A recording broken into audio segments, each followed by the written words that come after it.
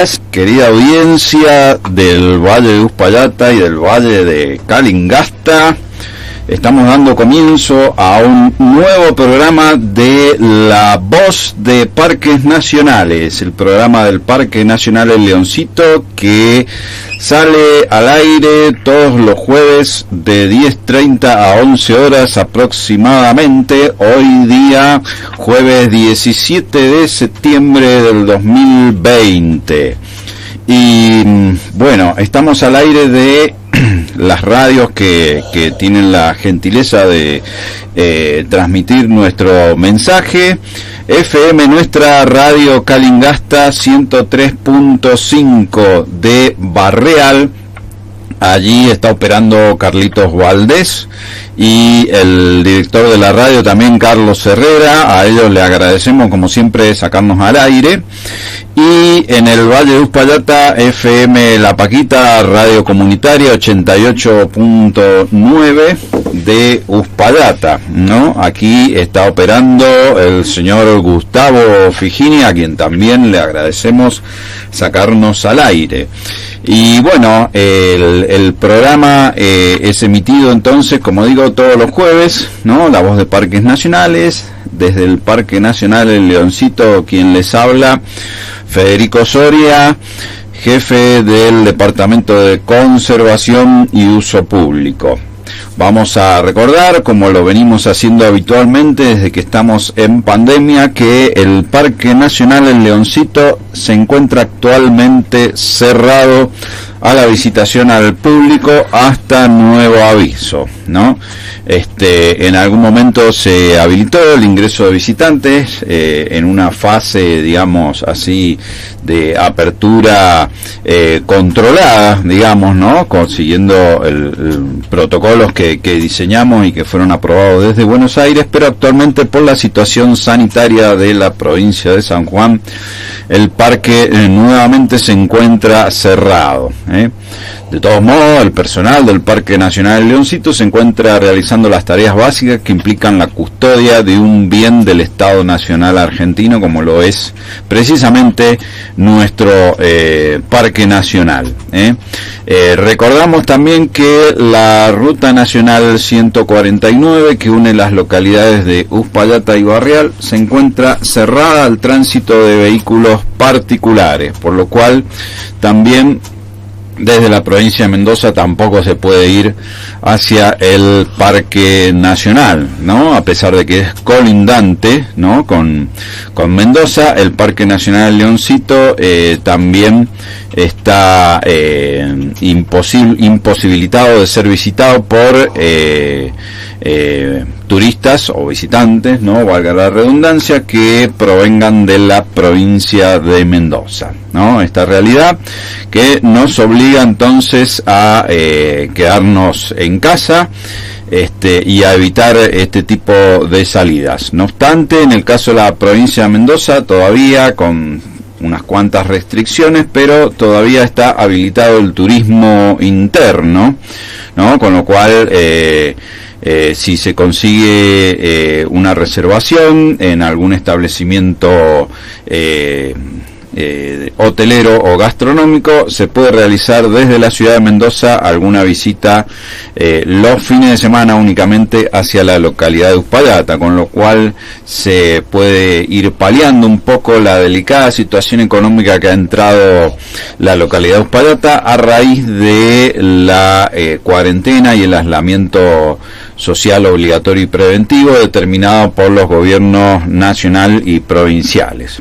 Algo similar también ocurre en la provincia de San Juan con la localidad de Barreal, ¿no? Con la salvedad de que, bueno, un nuevo rebrote allí en la provincia de San Juan ha determinado nuevamente la restricción de la circulación de personas, Así es que esta es la situación y el Parque Nacional El Leoncito sigue desarrollando entonces las tareas de mantenimiento, control y vigilancia con guardias mínimas, personal guardaparque que se encuentra allí en el Parque Nacional. El resto de los empleados estamos cumpliendo funciones de teletrabajo, ¿no? Continuando con las tareas habituales pero en esta modalidad también impuesta por la cuarentena, que bueno, no sabemos hasta cuándo va a seguir, pero bueno, esta es la situación que se nos ha planteado la realidad a nivel mundial y que nosotros, bueno, estamos cumpliendo también en pos de preservar la salud de la población. Bueno, pero la administración de parques sigue desarrollando, ¿no?, sus tareas habituales en el marco de esta pandemia. Una noticia que habíamos pasado la semana pasada, pero que recordamos también, es la exhibición del pago para permisionarios, guías y transportistas que se encuentren inscriptos en la Administración de Parques Nacionales. Se resolvió por el periodo de un año eximir los pagos por derechos de habilitación de todos los permisionarios, guías, fotógrafos, transportistas, empresas de turismo que operan en los parques nacionales de toda la República Argentina, y esto es un gesto de acompañamiento al sector turístico que está sufriendo una gran restricción económica producto de la pandemia.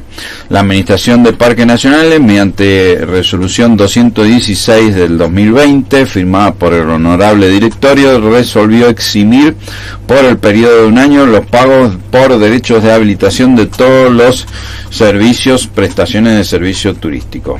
La misma se hará efectiva a partir de la presentación de un formulario de la Agencia Federal de Ingresos Públicos para aquellos permisionarios turísticos que no redujeron su planta laboral desde la entrada en vigor de la resolución de parques nacionales, que a partir del 15 de marzo determinó el cierre de todas sus áreas. Así que bueno, esto lo volvemos a reiterar por si alguno de los prestadores de servicios turísticos que están inscritos no se ha enterado aún. Y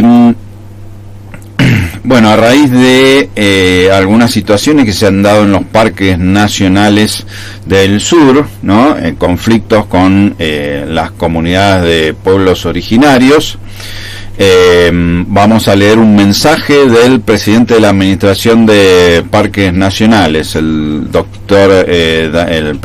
licenciado Daniel Soma,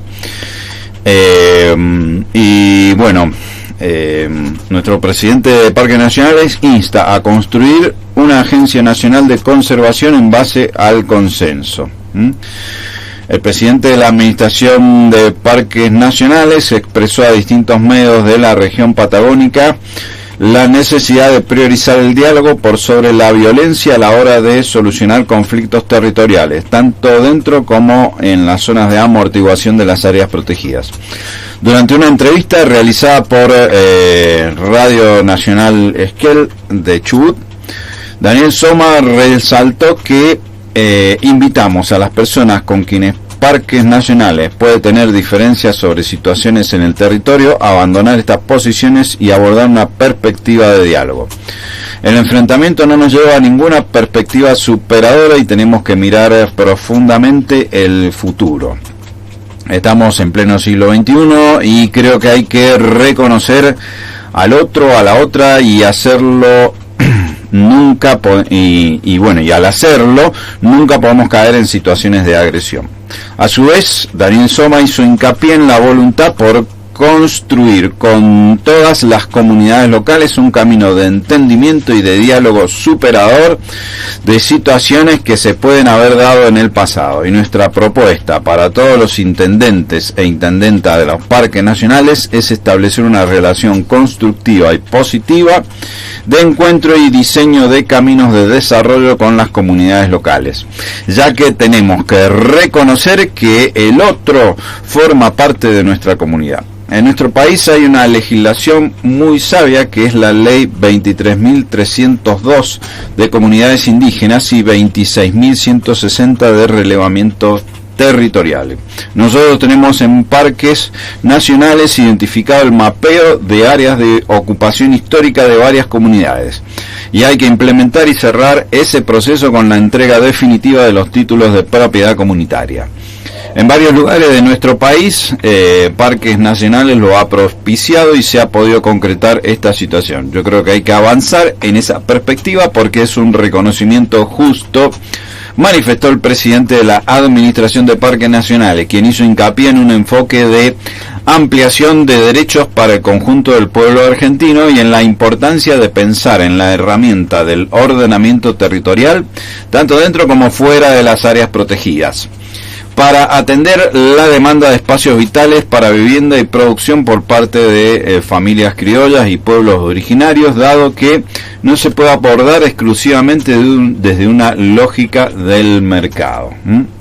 Esto entonces es un mensaje dirigido sobre todo a la comunidad, ¿no?, del presidente de Parques Nacionales, Daniel Soma. Bueno, vamos a pasar a lo que tiene que ver con algunas noticias también desde el punto de vista ambiental. El acuerdo Escazú, ¿no? El acuerdo Escazú puede ser un gran paso para la democracia ambiental. Ya tiene media sanción en el Congreso de la Nación Argentina. Argentina está cada vez más de ser uno de los 11 países que se necesitan para ratificar el acuerdo. El acuerdo Escazú, que ya obtuvo media sanción en el Senado por unanimidad, está a la espera de aprobarse en diputados para que la Argentina sea el 10º país en ratificarlo. Solo falta que un país más ratifique para su entrada en vigencia. El miércoles se va a tratar, el miércoles de la semana que viene, en comisiones de Relaciones Exteriores y Recursos Naturales para obtener dictamen, a fin de que en los próximos días pueda ya tratarse en la Cámara de Diputados. Existe una representante del convenio Escazú, es Nicole Becker, representante en la Argentina. Es estudiante de Derecho y tiene 18 años y es una creadora de la agrupación Jóvenes por el Clima. Hace tiempo que viene trabajando sobre el acuerdo de Escazú en diferentes campañas de Amnistía Internacional y forma parte de una mesa de trabajo de diferentes organizaciones socioambientales con el objeto de promover su ratificación. Se busca reconocer a 5 jóvenes de América Latina y el Caribe para difundir el tema. Para que el acuerdo Escazú entre en vigor es necesario que lo adhieran 11 países. Por eso ya hay 9 que lo han ratificado: Antigua y Barbuda, Bolivia, Ecuador, Guyana, Nicaragua, Panamá, San Cristóbal y Nieves, San Vicente y Uruguay. Y está próximo a ratificarse en Argentina, Colombia, Costa Rica, México y Santa Lucía. En cuanto a los 11 estados restantes, es necesario que estos firmen el acuerdo antes del 26 de septiembre para que puedan participar en el proceso de toma de decisiones. Para que el acuerdo pueda tener impacto y realmente se cumpla, va a ser fundamental que más gente lo conozca. Además, todavía hay cosas por decidirse, como cuáles serán las facultades del órgano que se va a encargar de supervisar su implementación. Bueno, ¿qué beneficios trae el acuerdo? ¿Y en qué consiste? ¿No? ¿En qué consiste? Primero, lo que es el acceso a la información pública ambiental. Cada parte suscribiente deberá garantizar el derecho público de acceder a la información ambiental que está en su poder, bajo su control o custodia, de acuerdo con el principio de máxima publicidad. Sin información es imposible diseñar políticas públicas efectivas y que se pueda participar del proceso. La participación ciudadana en los procesos de toma de decisiones ambientales. Las personas tienen derecho a participar en los procesos de toma de decisiones, tanto en etapas iniciales, a realizar observaciones y que sus observaciones sean tomadas debidamente en cuenta.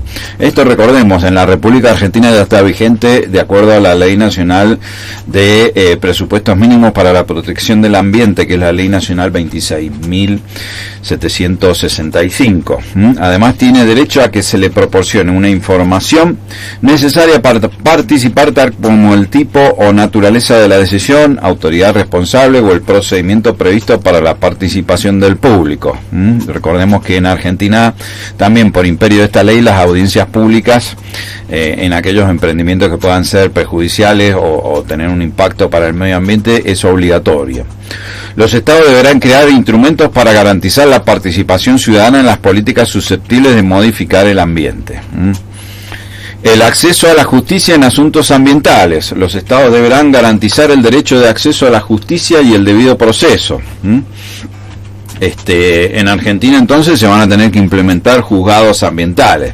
Ya tenemos en nuestro país en algunas instancias de la justicia federal fiscalías ambientales, como una que tiene sede en Tucumán, que ha realizado ya investigaciones y ha llevado adelante procesos contra quienes contaminan el medio ambiente. Pero esto, si se firma el acuerdo Escazú, va a tener que ser general en todo el país.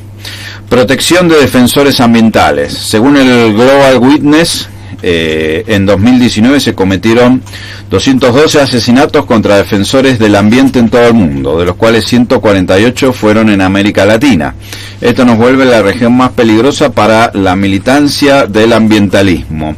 Cada semana que pasa y no se ratifica el acuerdo Escazú, mueren en promedio 4 defensores ambientales por enfrentarse a las grandes actividades extractivas y luchar por un presente y un futuro más justo.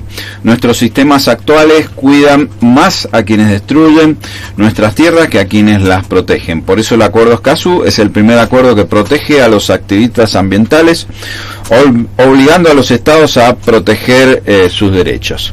Y bueno, ¿qué distingue el acuerdo Escazú de otros acuerdos?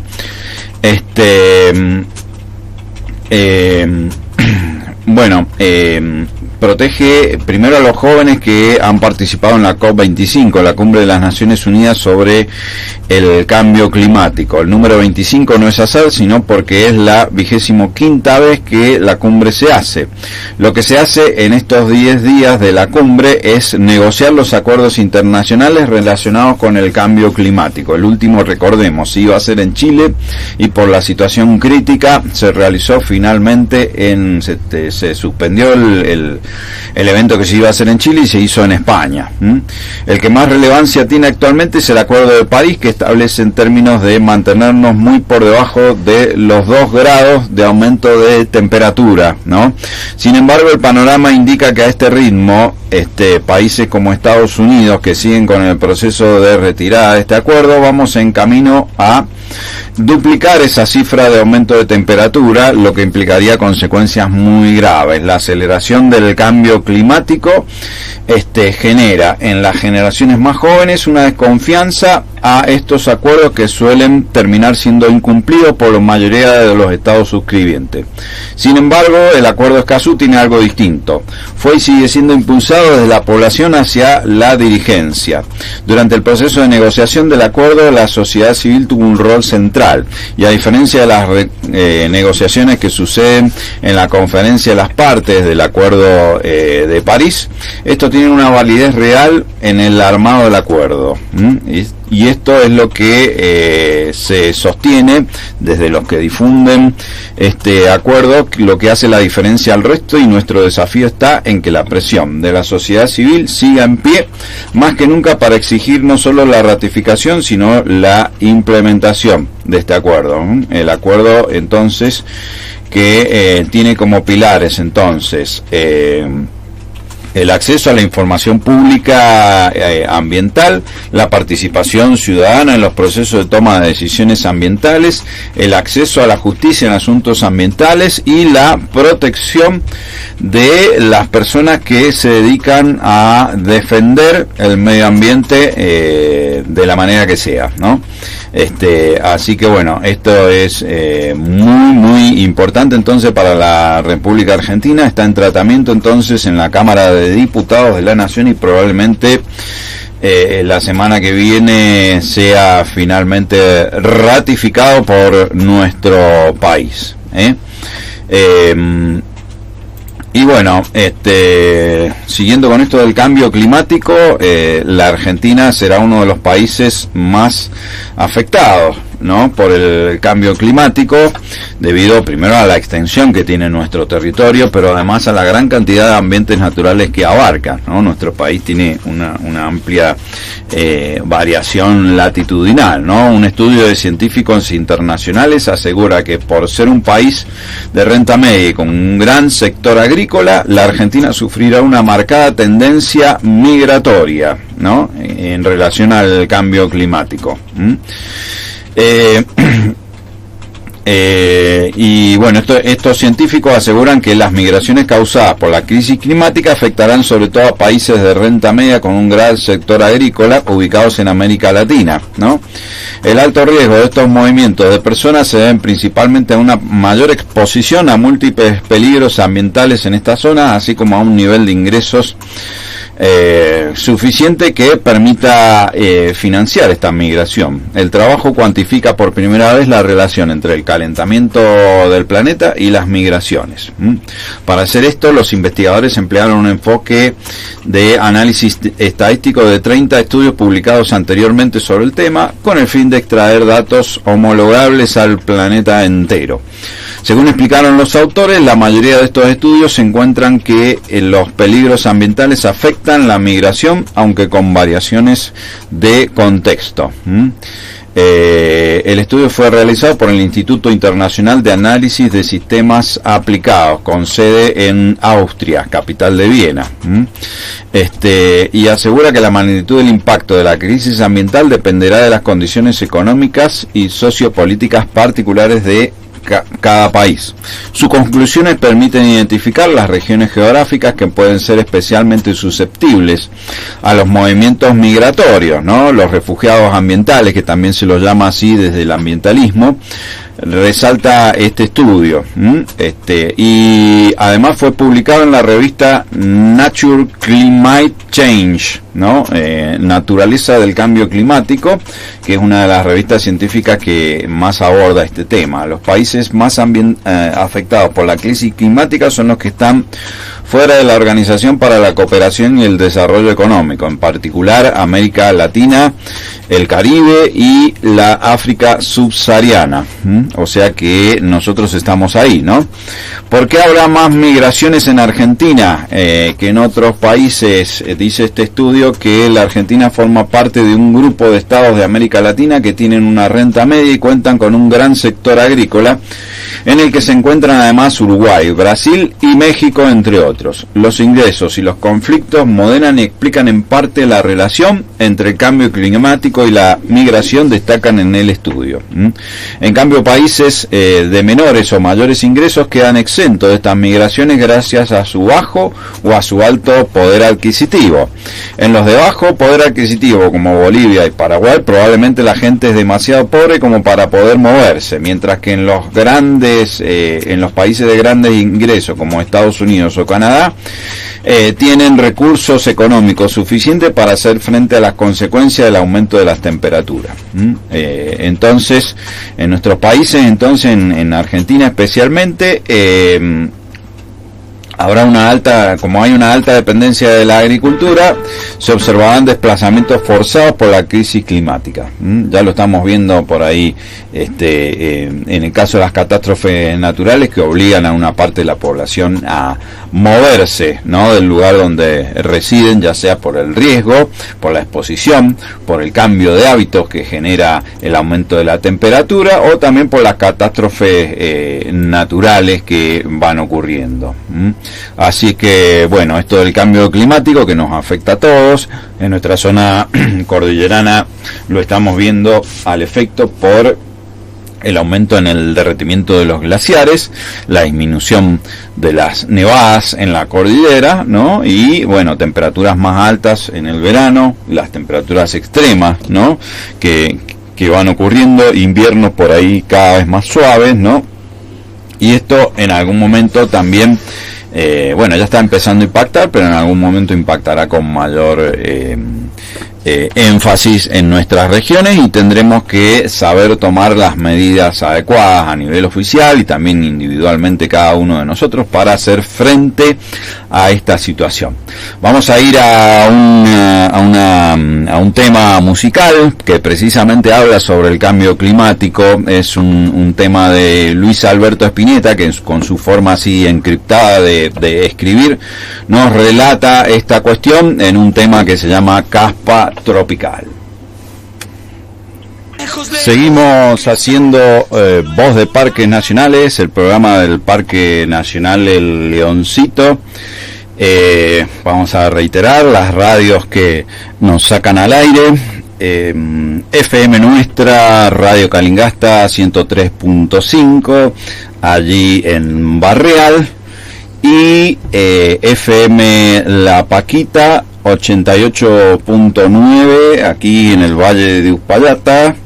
Y bueno, estamos transmitiendo entonces en duplex con las dos radios, abarcando prácticamente toda el área de influencia directa que tiene el Parque Nacional El Leoncito, ¿no? Nosotros cuando hacemos los planes de manejo, los planes de uso público de las áreas, vamos determinando, ¿no?, todo el entorno de los parques, o sea, la zona donde el parque puede llegar a tener algún grado de influencia sobre la comunidad, le llamamos área de influencia directa, ¿no? Y eso incluye, por supuesto, todo el Valle de Calingasta, que sobre todo en el caso de Barreal, que tiene un gran intercambio con el Parque Nacional, y también la zona de Uspallata, dentro de la provincia de Mendoza, que además es colindante y que también en condiciones normales tiene cierto grado de influencia, ¿no? La visita al Parque Nacional Leoncito también es parte de las alternativas turísticas que se tienen en la zona de Uspallata, ¿no? Y por eso se destaca también la importancia, ¿no? Y la posibilidad, a pesar de que tenemos el límite interprovincial, que por ahí administrativamente nos corta bastante, ¿no?, a esta región, que tiene una unidad geográfica y estructural, ¿no?, como son los valles transversales de la cordillera, ¿no? El Valle de Calingasta, que se continúa con el Valle de Uspallata, ¿no? Es una misma unidad morfoestructural, separado por los cordones de estos valles, ¿no?, que separan los cordones que los enmarcan, la precordillera hacia el este y la cordillera frontal hacia el oeste, ¿no? Así es que si bien tenemos la misma realidad ambiental, estructural, histórica también, ¿no? Por ahí estas cuestiones administrativas de los límites provinciales nos han ido forjando de una manera distinta, ¿no? Y hoy incluso representa un escollo actualmente en esta situación de pandemia, ¿no? Que por ahí para los barrialinos, los calingastinos es todo un problema, porque bueno, no se pueden desplazar en su desplazamiento, y me incluye a mí, ¿no?, que soy de Uspallata y debería poder ir a trabajar al Parque Nacional Leoncito y no lo estoy pudiendo hacer. Y así también mucha gente de Uspallata que habitualmente trabajaba en Barrial o viceversa, y también las familias que han quedado a uno y otro lado del límite divididas, ¿no?, del límite interprovincial, ¿no? Y esto es un poco lo que quería, digamos, destacar, ¿no? Por ahí como este límite por ahí que nos debería estar integrando, y bueno, en esta situación por ahí nos juega un poco en contra, ¿no? Pero bueno, esperamos pronto volver a la normalidad, digamos, entre comillas, y tratar de volver a integrar estas dos regiones que, como digo, tienen un pasado, un presente y un futuro también común, ¿no? Bueno, y en relación también a la canción que pasábamos ahí, Spinetta hablando en su lenguaje así muy metafórico sobre el cambio climático, hay una efeméride, ¿no? El día de ayer se celebró el Día Internacional para la Conservación de la Capa de Ozono. Esta fecha se implementó a partir del año 2017, hace muy poquito, y conmemora el 30 aniversario que se produjo allí en el año 2017, el 30 aniversario del Protocolo de Montreal, que fue un plan gradual que se estableció para tomar medidas efectivas sobre el uso de diversas sustancias químicas que causan una gran contaminación y el daño a la capa de ozono. Para el año 2030, según las previsiones, se habrían eliminado estos contaminantes que se establecieron en aquel entonces en los países desarrollados, ¿no? Y para el año 2040 en la totalidad del mundo. La mayor parte del ozono se encuentra en la estratosfera, una capa que actúa como protectora frente a la radiación ultravioleta proveniente del Sol. Las imágenes actuales del agujero de ozono siguen siendo medio desalentadoras, a pesar de que se ha ido reduciendo, según se muestra en distintas publicaciones de la NASA. ¿Cuáles son las sustancias más dañinas para la capa de ozono? Los clorofluorocarbonos, como aerosoles, esterilizadores y tetracloruro de carbono, usados en equipos médicos de congelación de alimentos, fabricación del tabaco, producción de productos farmacéuticos, productos químicos agrícolas para la fumigación y terapia contra el cáncer o promotor en catalización. Estos productos han sido, sobre todo en los aerosoles, han sido reemplazados por otros que si bien son contaminantes, pero no tanto como estos CFCs, clorofluorocarbonos. Los polímeros de espuma, como el poliuretano, fenólico, poliestireno, poliolefina, son más utilizados en multitud de los objetos cotidianos. Por ejemplo, el tergopol, es un producto bastante dañino para la capa de ozono, sobre todo si se arrojan al ambiente y empiezan a descomponerse o se queman. Los halones, como el bromo, el flúor y el carbono, son sustancias que habitualmente se usan en extintores de incendios portátiles, o sea, los matafuegos, que además de dañar la capa de ozono son perjudiciales para la salud de las personas. Los matafuegos entonces también han ido cambiando en su composición de los gases que contienen, ¿no? Y se usan para extinguir los incendios.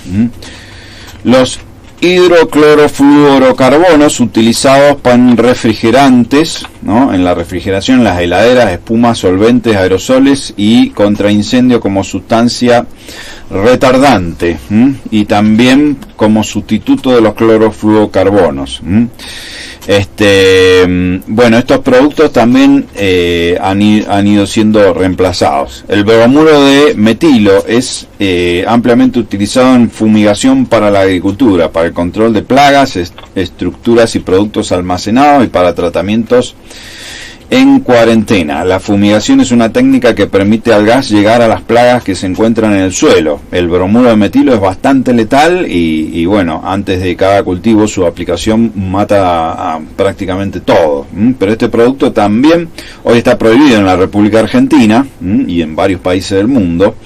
Pero bueno, en algún momento fue un producto químico para control de plagas, y bueno, se ha ido eliminando también, a pesar de que hoy continúa fabricándose en algunos lugares del mundo.